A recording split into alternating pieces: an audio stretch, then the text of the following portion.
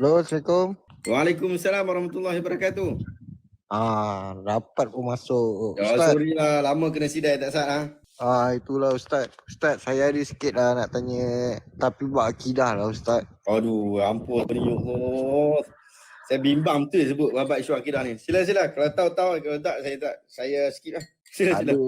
Tak ada saja nak tahu juga kita sambil-sambil belajar, sambil bertanya kan. Ustaz pegang pada akidah macam mana Ustaz? Asy'ariyah ke, Maturidiyah ke atau Salafiyah ke, macam mana? Daripada sudut pengajian saya memang belajar daripada sekolah Madrasah Al-Asy'ariyah. Okey. Dan itulah yang saya pegang. Oh, Asy'ariyah. Macam mana pula dengan ayat yang sekarang tengah top ni, istiwa Allah atas arsy? Itu aku malah nak jawab hampa tanya soalan-soalan jadi. Pertama sekali, isu ni yang pertama sekali adalah kita beriman dengan ayat berkenaan. Betul. Siapa yang tidak beriman dengan ayat itu kafir. Betul. Yes, betul. Surah Taha ayat 5 kan.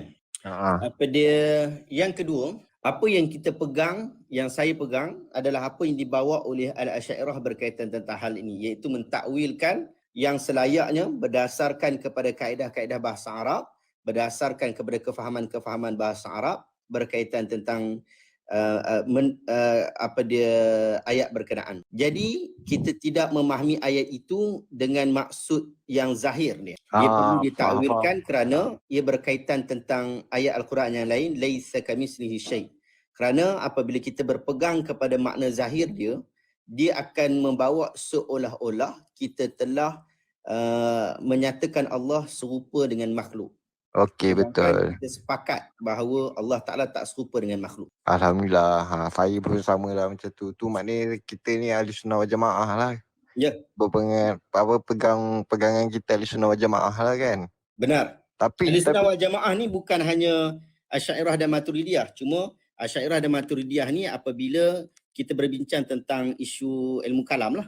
Cuma kita kata juga Ahlus Salaf, iaitu kumpulan-kumpulan Ahlul Hadis. Mereka ini yang tidak takwil ayat tu dan mereka tak bincang. Mereka tak bincang ayat ni. Ayat seperti Imam Malik rahimahullah, dia kata al-istiwa' ma'lum wal kaifiyatul majhul wal imanu bihil wajib wa su'alu anhu bid'ah. Maksudnya ialah ayat ni, istiwa' ni semua orang tahu, bahasa Arab ni, diguna bahasa Arab ni. Cuma bentuknya kita tak tahu macam mana, dan beriman dengan ayat berkenaan wajib dan bertanya-tanya terhadap ayat ini termasuk dalam perkara bidah. Secara kefahaman umum kita kata tafwid, iaitu kita serah kepada Allah Ta'ala dalam bab ni. Itu akidah yang dibawa oleh imam-imam mazhab termasuk Imam Malik yang disebut sebagai mazhab Ahlul Hadis ataupun mazhab Athariyah. Yang betul. Ahli Sunnah juga. Betul. Tapi muktabar ulama seluruh dunia dia sepakat kata Asy'ariyah dengan Maturidiyah saja yang Ahli Sunnah wal Jamaah. Selain tu semua kena tolak. Jangan. Taklah ni. Dia macam ni. Sahabat, kita kena tahu bahawa apabila berbincang tentang ilmu kalam ni, siapa yang masuk dalam ilmu kalam? Asy'ariyah, Maturidiyah, Mu'tazilah, Jahmiyah, ahli falsafah. Ibn Sina tu, Ibn Rushd tu wakil kepada ahlul falsafah. Jadi mereka ni ahlul kalam. Tapi dalam ahlul kalam ni siapa ahli sunnah? Asy'ariyah, Maturidiyah. Betul. Asy'ariyah, Maturidiyah. Tetapi kalau kita buka skop itu lebih luas, ahli fiqh, ahlul hadis, ahlul nahwu was saraf, ahli tasawuf wal insaf. Jadi mereka ini juga termasuk ahli sunnah wal jamaah. Ini yang disebut oleh Syekh Dr. Ahmad Tayyib ketika dia menjelaskan tentang kefahaman yang disebut sebagai ahli sunnah. Dan dia sebut dalam kenyataan Syekhul Azhar, dia kata bahawa inilah yang difahami oleh tokoh-tokoh Al-Asy'ariyah sejak awal penamaan itu diviralkan, maksud penamaan Ahlussunnah wal Jamaah itu selepas kewafatan Al-Imam Abu Hasan Al-Asy'ari rahimahullah. Jadi macam tu lah. Okey, saya faham. Okey, tak apa. Macam mana pula pandangan Ustaz dengan Dr. Mazhar? Dr. Mazhar kawan saya. Dr. Mazhar kan pegangan dia kan Salafi kan. Dia macam ni. Dia perbezaan daripada sudut manhaj. Maksudnya dia orang ambil pandangan tu dan saya faham apa pandangan yang mereka bawa dan ia termasuk dalam Ahlus Sunnah wal Jamaah. Dia kan ambil pandangan salaf. Salaf ni kena tahu satu je. Mereka tak faham bab tu. Tapi kalau dia kata dia salaf tapi dia duk bahas macam Asy'ariyah bahas, tu bukan salaf tu. Perbahasan sampai kepada isu tafwid, kepada isu takwil. Yang tu sebenarnya salaf tak bahas ini. Salaf memang Yang tak tu bahas. sebab tu Tapi sebab kekeliruan selepas 3 abad terawal tu kan jadi kekeliruan banyak kan. Sebab tu ulama-ulama sepakat diorang buat takwil. Sebab jangan kata sepakat, tidak orang juga. awam Tetapi orang itulah awam yang dibawa oleh Al-Asy'ariyah dan juga Maturidiyah. Dan dalam konsep berkenaan pun tidaklah sentiasa Asy'ariyah bersepakat dengan Maturidiyah. Sebab tu Asy'ariyah sebahagiannya dia ada pandangan yang agak menyelisihi Maturidiyah dalam bab, kan tanya ustaz-ustaz kita berkaitan hal ni lebih baiklah. Betul yang tu saya tahu, saya faham. Tapi dari segi Maturidiyah dengan Asy'ariyah ni, diorang tak bersifatkan Tuhan Tuhan ni tak boleh bersama dengan makhluk. Contoh macam mana Dr. Mazhar ataupun Dr. Rozaimi. Dr. Rozaimi menjisimkan Allah. Dia kata Allah ada jisim. Dia macam ni saya dapat.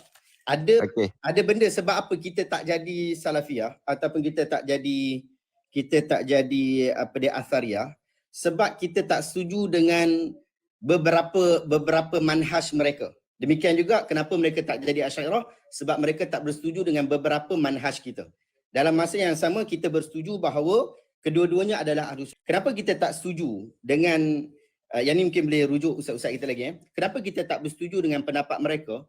Kerana apabila awak sebut Allah Ta'ala di atas arash tetapi tidak sama seperti makhluk, perkataan itu juga tidak disetujui oleh Al-Asy'ariyah. Perkataan itu sendiri. Betul. Walaupun dia sebut, dia tanzihkan kemudian tu, tetapi perkataan awal itu menunjukkan bahawa seolah-olah mengiktiraf bahawa Allah Ta'ala Dia bersifat makhluk. Allah bersifat makhluk, betul. Jadi sebab tu dan ini akan ditegaskan oleh pihak sana bahawa mereka tanzih, kita pun tanzih. Cumanya isunya daripada sudut penggunaan, ia berdasarkan kepada metodologi yang berbeza. Jadi bila metodologi kita berbeza, kita tak akan dapat bergabung dalam bab tu. Memang tak boleh. Memang tak akan bergabung punya. Tak akan bersetuju lah maksud. Kita tak akan setuju. Betul. Jadi kita tak boleh paksa dia orang juga dalam bab ni. Tapi Ustaz, kalau kata kita mencontohlah Rozaimi lah kan, Dr. Rozaimi, dia menjisimkan Allah. Jisim ni sifat makhluk. Dia tak jisimkan Allah. Kita dia tak menjisimkan Allah. Allah dengan makhluk. Saya dah tengok video tu. Saya dah tengok video tu. Dia tak jisimkan Allah. Dan saya dah buat reaction berkaitan isu tu. Dia tak jisimkan Allah. Awak kena saya ada tengok dia kata. Sebab tu awak kena tengok video tu secara penuh. Ada orang potong. Tapi video tu dah delete. Dia kata apa? Dia makhluk. Video tu yang full dia ada dekat dalam Promedia Tajdid punya channel. Saya dah tengok video tu dan kalau tak tengok tu pun awak boleh tengok video saya yang saya react isu tu. Saya bagi tahu kat dalam tu, saya bagi tahu pandangan Asy'ariyah. Saya bagi tahu Asy'ariyah pandangan macam tu.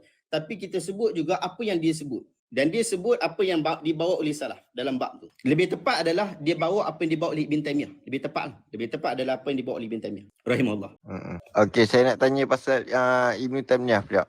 Macam mana pandangan ustaz dengan Ibn Taymiyah ni? Ibn Taymiyah, penulisan beliau, pandangan-pandangan beliau dibincangkan di Al-Azhar. Bahkan sebahagian guru-guru kami bila buat perbincangan pandangan, dia memilih pandangan Ibn Taymiyah. Itu perkara biasa. Betul. Beliau adalah tokoh. Betul. Tetapi ialah bukan kita setuju semua benda yang dibawa oleh Ibn Taymiyah. Yes, betul. Terutama dalam saya isu sependapat dengan ustaz lah. Sifat sebagainya. Tapi saya dengan Dr. Mazhar ataupun Dr. Rozaimi, diorang lebih cara diorang berceramah, cara diorang kata-kata diorang tu menyifatkan Allah dengan makhluk. Seolah-olah menyifatkan Allah. Macam ni sahabat. Diorang telah sebut menggunakan manhaj diorang. Yang kita juga telah sebut dengan manhaj kita. Sebab tu Syekhul Azhar dia kata, Ahlus Sunnah ni siapa? Dia sebutkan Ahlus Sunnah satu-satu macam yang saya sebut tadi. Dan termasuk Salafiyah ataupun termasuk Ahlul Hadis. Dia termasuk juga dia Ahlul Tasawuf wal Insaf dan sebagainya. Disebutkan satu persatu. Tapi dia kemudian dia beritahu apa? Tetapi sekolah yang kami belajar adalah Al-Asy'ariyah. Macam tu. Sebab apa kita kena tegaskan sekolah kita yang kita belajar ataupun sekolah pemikiran, school of thought. Sekolah pemikiran yang kita belajar adalah Al-Asy'ariyah. Sebab ada sisi-sisi yang berbeza daripada sekolah-sekolah yang lain, sekolah-sekolah pemikiran yang lain. Jadi, sekolah pemikiran kita adalah sekolah pemikiran Al-Asy'ariyah. Kalau contoh ada perselisihan di antara Maturidiyah dan Asy'ariyah, kita akan cenderung kepada Al-Asy'ariyah. Sebab sekolah pemikiran yang kita pilih adalah sekolah pemikiran Al-Asy'ariyah. Jadi dalam tu memang akan ada perselisihan.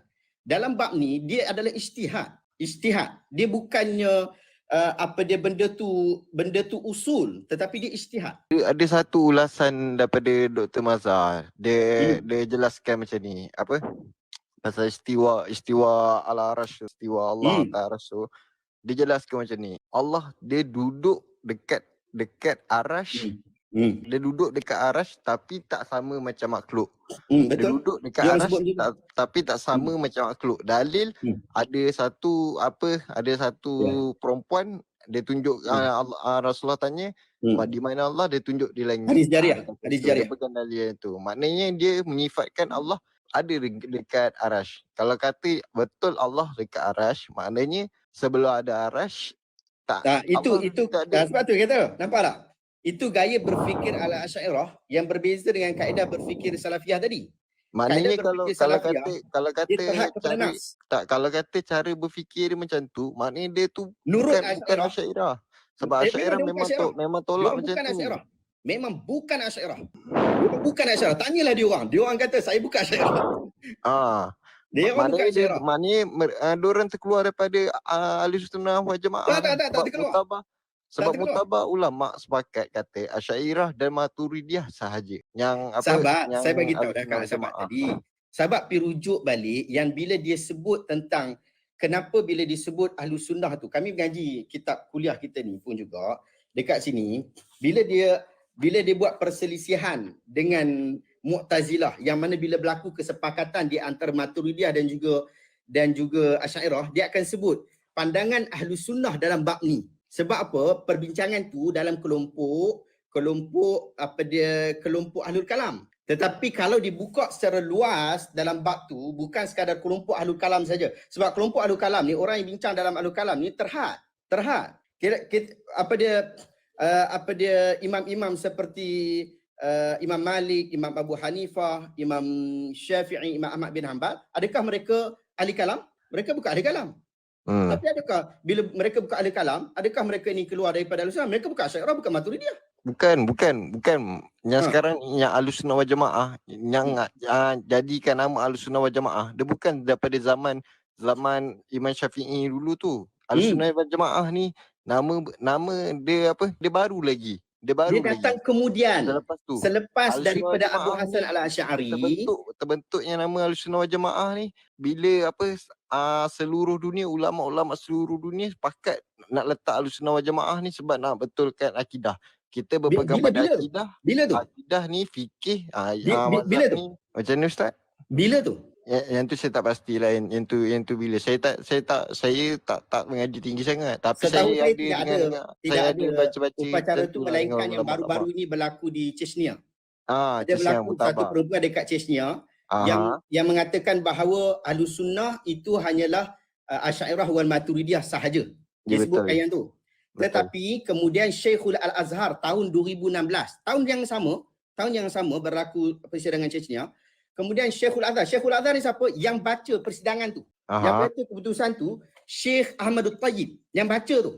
Syekh Ahmad Tayyib, dia yang baca. Dia yang kata Ahlussunnah ni bila difahami Ahlussunnah ialah Al-Asy'ariyah wal Maturidiyah. Kemudian jadi isu apabila orang Salafi ni kata Syekhul Azhar keluarkan mereka daripada Ahlussunnah. Kemudian Syekhul Azhar keluarkan satu lagi kenyataan dan kenyataan ni keluar dekat CNN. Iaitu dia kata bahawa orang Ahlus Salaf ni, orang Salafi ni, mereka ini termasuk daripada Ahlussunnah wal Jamaah. Ini dia sebut. Saya quote teruslah. Saya terus quote lah. Moga-moga ada manfaat kita insya-Allah. Okey. Ini kenyataan akhbar Ahmad Tayyib. Ni Syekh Ahmad Tayyib ni dia yang baca tu. Ni Syekh Ahmad Tayyib. Dia kata Al-Azhar berlepas diri daripada Muktamar Shishan, Muktamar di Chechnya. Dan dia sebut was-salafiyun. Orang Salafi termasuk Ahli Sunnah wal Jamaah. Termasuk dalam kelompok Ahli Sunnah wal Jamaah. Tengok kenyataan dia dekat bawah. Okey. Disebut dekat sini. Ya ahlas salaf. Antum min jumlati Ahli Sunnah wal Jamaah. Wahai orang-orang salaf. Maksudnya yang Salafi inilah. Kamu termasuk sebahagian daripada Ahli Sunnah wal Jamaah. wa hadha malfum bi hadha al-umum alladhi yashmalu ulama al-muslimin wa a'immatihim min al-mutakallimin wal fuqaha wal muhaddithin wa ahli tasawuf wal irsyad wa ahli nahwu wal lughah. Dan ini, kefahaman ini adalah umum. Maksudnya Ahlussunnah wal Jamaah ini adalah umum dan mengandungi, yang terkandung dalamnya adalah ulama-ulama umat Islam dan tokoh-tokoh mereka daripada kalangan ahlul kalam, daripada kalangan ahli fiqh, daripada kalangan ahlul hadis, daripada kalangan ahlul tasawuf wal irsyad, daripada kalangan ahlul nahwi wal lughah, dan banyak lagi lah. Kemudian dan akadahu qudamaul asy'ariyah, dan benda ni telah ditegaskan, telah ditetapkan oleh ulama asy'ariyah dulu-dulu lagi dah. Munzul bawakiril ula, sejak awal-awal kebangkitan li zuhuri hadzal mustalah, sejak wujudnya mustalah Ahlussunnah wal Jamaah ni selepas kewafatan Imam Abu Hasan Asy'ari. Kemudian disebut kemudian wa huna uakkidu anna mafhum Ahlussunnah wal Jamaah laisa biqasirin ala Asy'ariyah wal Maturidiyah faqat. Dan aku tegahkan bahawa mafhum yang Ahlussunnah tu bukan hanya terhad kepada Asy'ariyah dan Maturidiyah sahaja, tetapi kepada ahlul hadis juga, kepada ahlul tasawuf wal irsyad yang mundhabitin, yang berpegang teguh kepada Quran dan Sunnah. Dan kami tidak sekadar itu, kami tambah lagi fuqaha dan sebagainya. Kemudian dia kata lagi, ana la ujamilu salafiyin hina aqulu dhalik. Aku bukannya nak bagi syok golongan salafi bila aku sebut benda tu, tetapi madhhabil asy'ari huwa alladhi 'allamani hadha. Tetapi mazhab Asy'ariyah lah yang ajar aku tentang hal ini. Boleh?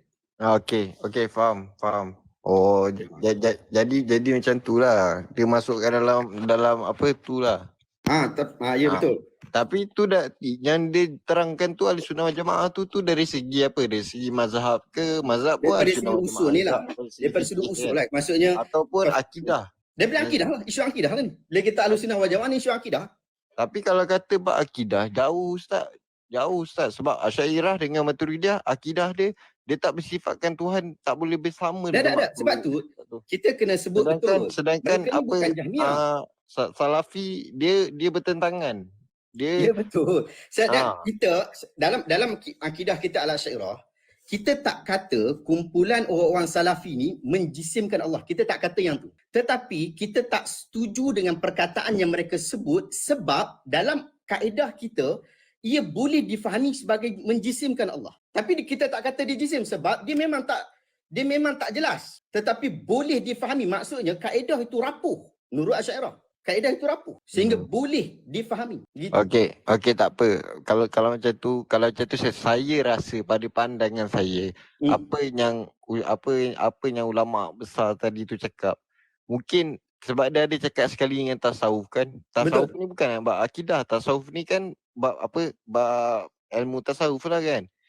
Mungkin Ahlussunnah wal Jamaah yang dimaksudkan tu bukan dari segi akidah. Saya rasa saya lebih faham kot daripada ni. Saya pun belajar dekat Al-Azhar juga. Tapi dan isu yang dibincang ni pun isu akidah ni. Tapi kalau akidah tak boleh kita tak boleh ambil lekeh Ustaz. Dan maksudnya saya nak tanya awak, adakah orang Salafi ni telah kafir? Kalau dia menjisimkan Allah, automatik kafir. Tak, maksudnya sekarang ni apa yang dia orang pegang sekarang ni adakah kafir? Dari segi akidah ke atau dari segi akidah kafir? Kalau dia menyifatkan Allah dengan makhluk, tak, mereka memang mengambil pandangan bahawa Allah duduk di atas aras tetapi tidak sama seperti makhluk. Adakah mereka kafir? Kafir. Kalau macam tu kafir. Okey, kafir. Jadi adakah sah solat di belakang orang kafir? Ada 2-3 pandangan ulama. Kafir. Bukannya saya pegang pada mufti Negeri Sembilan. Okey. Dia kata makruh. Tapi dia kata, adakah dia kata orang yang berpandangan seperti itu kafir? Macam ni? Adakah orang yang berpandangan seperti itu, maksudnya dia pandangan macam Allah Ta'ala duduk atas aras tetapi tak sama macam kita, mereka ini kafir? Ada tak fatwa itu daripada Negeri Sembilan? Bukan daripada Negeri Sembilan, tapi daripada mana tak, Negeri Sembilan ada sebut, tadi awak sebut Negeri Sembilan kan? Ada sebut yang tu tak?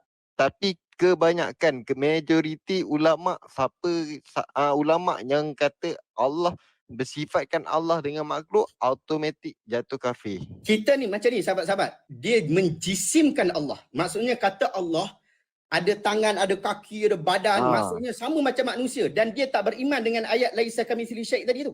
Itu kafir. Tak, Tetapi bila dia beriman macam dengan ni laisa Ustaz. kamitslihi syai', Macam ni Ustaz. Saya ada satu ustaz saya ni lah, dia terangkan pasalnya Imam Malik jelaskan dekat apa orang yang bertanya dekat dia tu kan. Dia kata apa? Dia tanya pasal apa? Istiwa Allah. Ya, Macam ya, mana betul. Allah bersemayam tu kan. Macam mana Allah bersemayam? Istiwa al-ma'lum wa kaifatul majhul wal iman bil wajib wa su'alu anhu bid'ah wa anta sahibul bid'ah. Kita tahu kita tahu macam mana maksud bersemayam tu.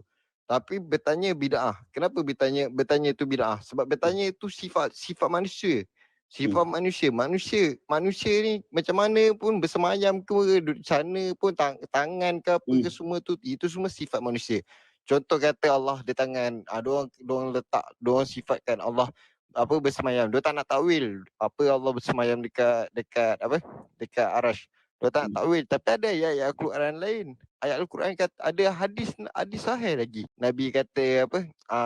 Sepertiga malam Allah turun macam tu. Banyak tu. Ada yang kita tak takwil, sifat-sifat Allah kita tak takwil kan? Macam mana? Ada sifat Allah kita tak takwil kan? Ada yang takwil, tak takwil.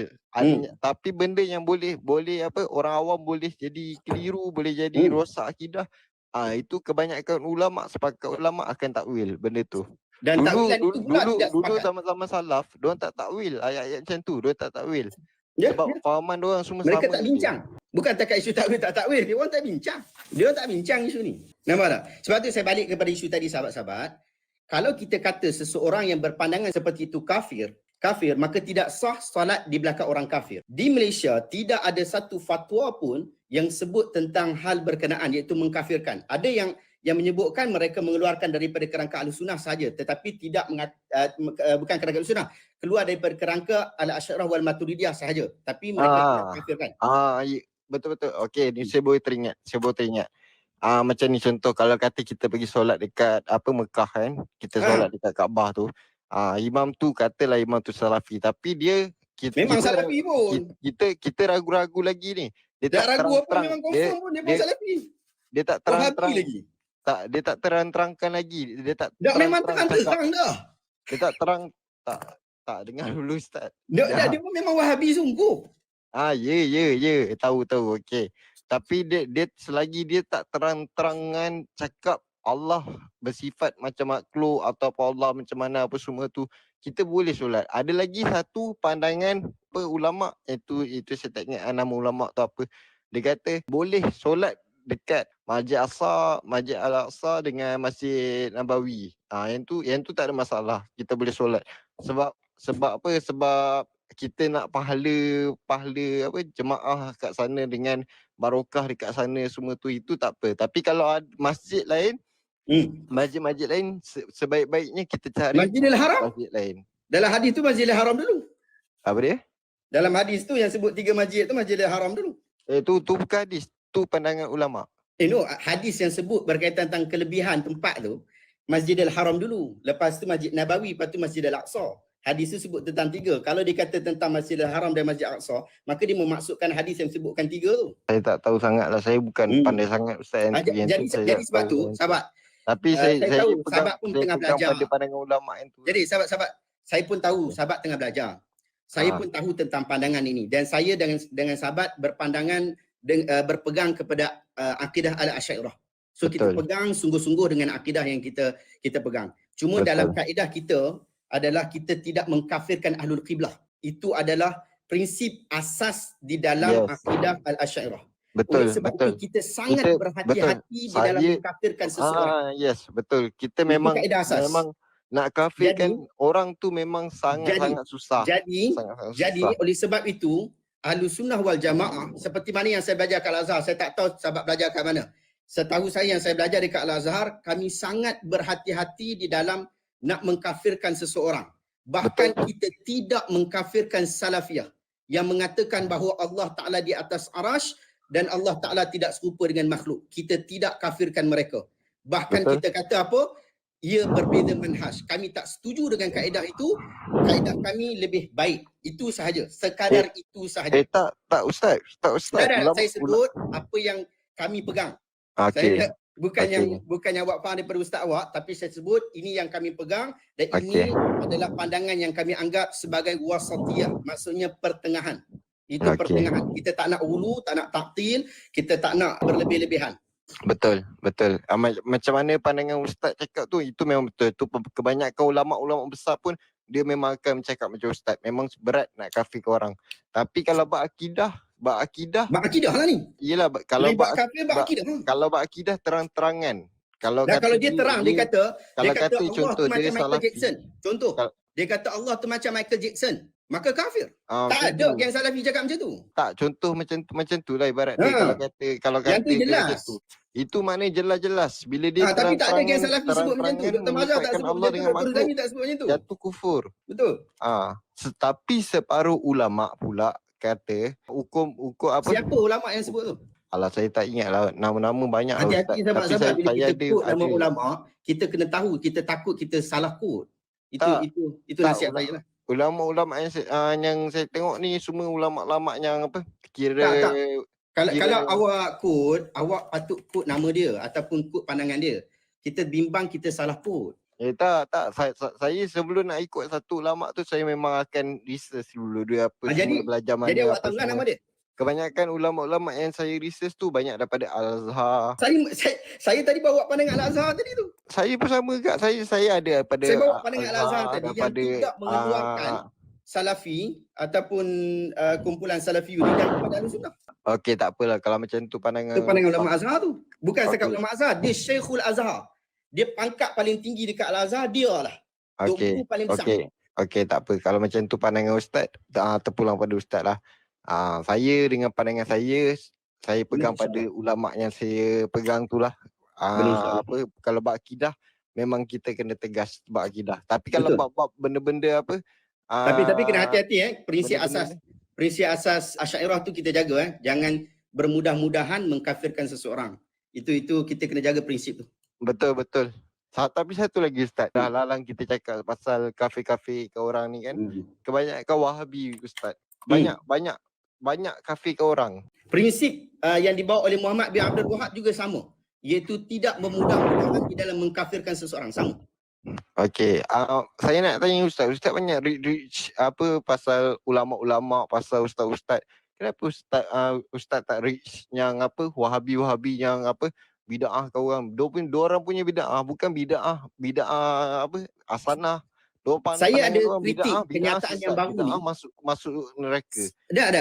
Bahkan saya memang akan kritik kenyataan mereka. Saya tidak akan diam. Baru ni dia orang kata Asy'ariyah tidak ada Tuhan.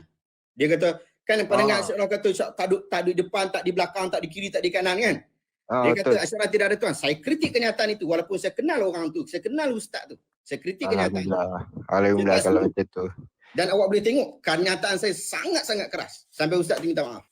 Yang macam kes sembah kubur, saya dah sentiasa ajar kepada followers kita jangan sebut orang kuburiyun sebab itu tak betul.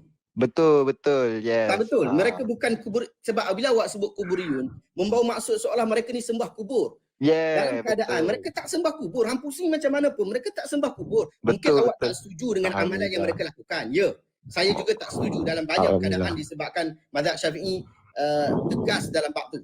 Tetapi tak boleh sebut kuburiyun.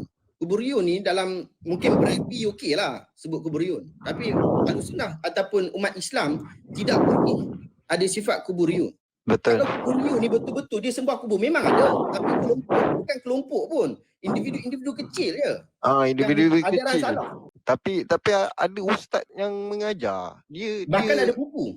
Bahkan ada buku dia yang mengajar kepada orang-orang awam ayat-ayat kuburiyun, ayat-ayat sembah kubur. Memang ada buku sebut tentang tu yang mereka tulis. Bahkan saya tak setuju. Sehingga ada perselisihan antara saya dengan beberapa ustaz-ustaz. Sehingga mereka tak nak saya duduk dalam pentas yang sama dengan mereka pun ada. Kita berikan kritikan tanpa kita ada bias. Mana-mana orang yang mana bercanggah maka kita akan sebut. Bahkan kalau macam tu betul. Kalau macam apa yang ustaz buat tu, kalau betul macam apa ustaz cakap ni, memang saya respect kat ustaz. Saya salah faham. Banyak saya salah faham dengan ustaz lah. Mana sebelum ni saya pandang saya sebenarnya jujur cakap saya benci dengan ustaz sebab ustaz ni banyak kritik sangat ulama-ulama. Sampai orang-orang awam jadi benci dengan ulama, sampai fitnah ulama betul. lagi kes Habib Omar. Saya jadi marahlah. Habib Omar ni kita tahu dia ulama besar. Ulama besar. Atau orang sampai orang panggil kuburiun apa semua macam-macam lah kan.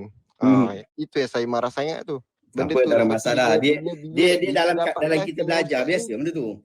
Bila dapat live dengan ustaz ni, ustaz terangkan satu-satu. Ustaz pun ada kritik diorang yang cakap kuburiun semua. Alhamdulillah saya lega. Maknanya saya minta maaf kat ustaz. Saya banyak fitnah ustaz. Saya banyaklah buat benda-benda yang salah dengan ustaz. Doakan saya banyak. Doakan saya insya-Allah. Ustaz teruskanlah perjuangan insya-Allah. Insya-Allah. Doa sama-sama insya-Allah. Terima kasih banyak Syekh. Semoga Allah memudahkan urusan kita insya-Allah. Isu-isu yang melanda sehingga kita dikecam. Saya akan pilih. Tengok. Isu ni jelas ke tidak pada orang awam? Kalau isu ni jelas, cuma yang komen tu memang jahat, saja nak buat fitnah, maka kita pilih untuk mendiamkan diri ya. Sebab apa? Sebab orang dah jelas dah hukum dia. Tapi kalau isu tu tak jelas, orang pun jadi keliru. Contoh macam tuduhan yang kata Rora kata Tuhan jisim. Ingat? Selalu tanya tu. Pernah berlaku. Saya nak jawab. Ada seorang Tok Guru pun dah meninggal lah, Tok Guru tu. Rahimahullah, moga Allah merahmati dia. Video saya tu dipotong pendek. Sebenarnya video saya tu panjang lagi. Jadi saya huraikan lah. Saya kata, saya tak kata Tuhan berjisim.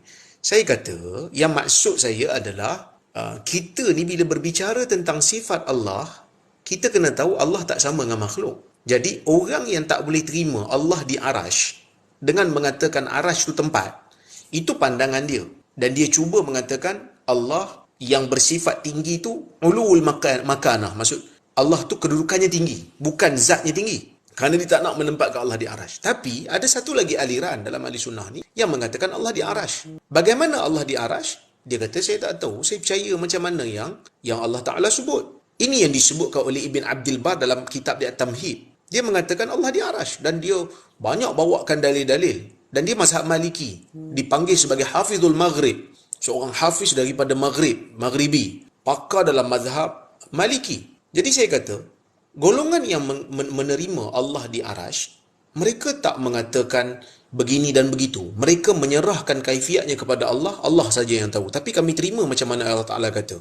Saya bagi contoh, saya kata, seperti mana kita boleh terima Tuhan tu ada zat, sedangkan akal kata setiap Tuhan tu hidup. Akal kita kata setiap yang hidup tu pastinya berjisim. Tapi kita boleh terima Allah hidup tapi Allah tak berjisim. Kita boleh terima, macam itulah kita kena terima Allah itu di atas arash, tetapi kita tak tahu macam mana kaifiatnya, kita tak menyamakan Allah dengan makhluk. Itu maksud saya. Kerana saya berpegang siapa yang menyamakan Allah dengan makhluk kafir. Jadi dia kata Allah sama dengan makhluk, zat Allah sama dengan zat makhluk, sama sebiji, kafir. Tak ada siapa yang shock pada benda tu. Jadi kita kena jawab. Sebab video tu dipotong pendek, jawab. Tapi lepas kita jawab, ada juga yang kecam lagi, fitnah lagi. So kita kata okey lah, kita tinggal lah. Memang dia tak nak faham lah. Dan kita kena ingat, at least kena bertanggungjawab lah. Ya. Kena jawab lah. Kena jawab lah. Kalau kekeliruan berlaku, kena jawab lah. Orang keliru ni, kan? Kena jawab lah. Tapi setelah apalagi kalau penjelasan kita berlaku, menunjukkan orang ramai kan, memang patut bertanggungjawab lah. Ya, maksudnya sama ada dia jawab ataupun mungkin wakil dia jawab, anak murid dia jawab lah. Bila orang tanya tu, kalau berlaku kekeliruan, jangan kena jawab. Kalau kita dah menjelaskan tapi orang masih lagi tak mau faham, then kita kena kata dia memang tak nak faham. Contohlah orang masih ada dekat komen ni yang tanya, TikTok ni bid'ah ke tak? Ni tak nak faham lah ni. Kan? Sebab kalau dia menganggap TikTok ni sebagai satu ibadat untuk dia, ibadat yang ada fadilat. Saya main TikTok malam ni, hari ni hari apa? Hari Rabu kan. Malam Rabu ada fadilat khusus, ada pahala khusus. Sedangkan dalil tak ada. Dia termasuk lambat bid'ah lah. Tapi kalau dia kata saya main TikTok ke apa, saya nak sampaikan dakwah secara umum saja dan ada pahala umum lah. Tapi tak ada fadilat apa pun hari Rabu, hari Khamis ke, tak ada fadilat khusus pada waktu, pada kaifiat. Dia termasuk dalam bab umum lah. Itu kalau siapa yang nak faham lah. Tapi kalau siapa yang kecam ni, tetap kecam lah. Ustaz, satu lagi soalan. Ya, Ustaz. silakan. Yang pasal mazhab Ustaz. Sekarang yang kecoh kan, pasal mazhab ni kan. Apa pandangan Ustaz apabila kita campur-campur mazhab ni? Pertama sekali, isu campur disebut sebagai talfiq. Talfiq mazhab ni, dia bukan urusan orang awam. Talfiq mazhab ni urusan agamawan, ustaz-ustaz. Jadi, ustaz-ustaz yang ada isu nak bincang berkaitan tentang isu talfiq. Orang awam ni tak ada isu tu. Sebab kaedah yang telah disepakati oleh para ulama, madhabul awam, madhabul mufti. Madhabul ami, madhabul mufti. Madhab orang awam ialah kepada orang yang bagi fatwa dekat dia. Maksudnya yang bagi jawapan kepada persoalan agama dia. Maksudnya dia rujuk kepada ustaz dia. Bila ustaz dia bagi pandangan, itulah mazhab orang awam. Orang awam dia tak mesti mazhab Syafi'i ke, Hambali ke, Hanafi ke, tidak. Dia mazhab yang orang yang bagi fatwa kepada dia. Kalau orang yang bagi fatwa dia tu, waktu tu dia ambil pada mazhab Malik. Contoh, bolehnya deposit. Mazhab Syafi'i kan tak boleh deposit ni. Kan deposit bank, deposit apa dia rumah, tak boleh. Tapi ada mazhab yang kata boleh. Maka dia ambil pendapat daripada ustaz yang kata boleh tu dan dia amalkan apa yang dibawa oleh itu. Maka dia bermazhab dengan mazhab ustaz tu, yang ustaz tu bermazhab dengan mazhab Malik dalam bab tu. Jadi kalau isu talfiq mazhab bukan perbahasan orang awam. Sebab orang awam memang dia akan talfiqnya. Sebab orang awam ni, bila dia tak setuju dengan ustaz ni, dia akan bertanya ustaz lain. Kalau macam saya pula pandangan saya Ustaz. Kalau kata pandangan saya, apa orang awam ni, kita dekat Malaysia ni dah memang berpegang pada mazhab Syafi'i. Bila campur-campur mazhab, banyak apa macam mana polis sekarang kan, dia ajar banyak macam-macam mazhab. Orang-orang yang ada ilmu tak apa, dia faham benda tu. Kalau orang-orang awam bila bercampur-campur mazhab ni boleh jadi keliru. Ni setahu saya di Perlis lah. Kalau saya pun asal Perlis, walaupun saya tidak duduk di Perlis. Saya dah 13 tahun dah keluar dari Perlis. Tapi cumanya sekadar saya duduk di Perlis, saya tengok orang Perlis tak pening.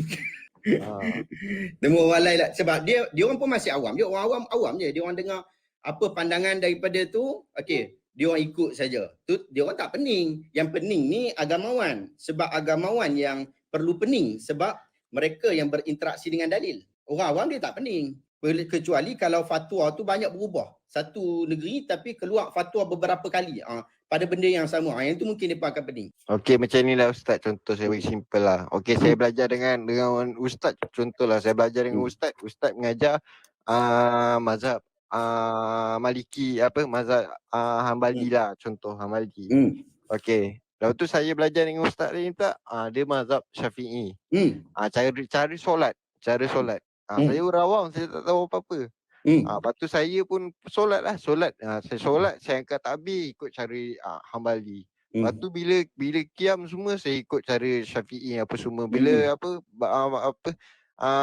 kunut semua tu, benda-benda macam tu bila bercampur macam tu, orang awam ni kadang-kadang keliru. Cuba contohkan. Jadi benda tu yang merosakkan masyarakat. Jadi ibadah kita jadi kucak-kacir. Okey, setahu saya dalam bab solat sebagai contoh, yang jadi isu hanya satu waktu, satu keadaan je, iaitu kunut subuh. Lain daripada tu, saya tak nampak ada beza-beza pun yang orang buat talfiq tak talfiq ni. Tak ada pun. Dia bila dia solat tu nampak beza, kemudian orang pening. Saya rasa tak ada isu yang besar pada bab lain.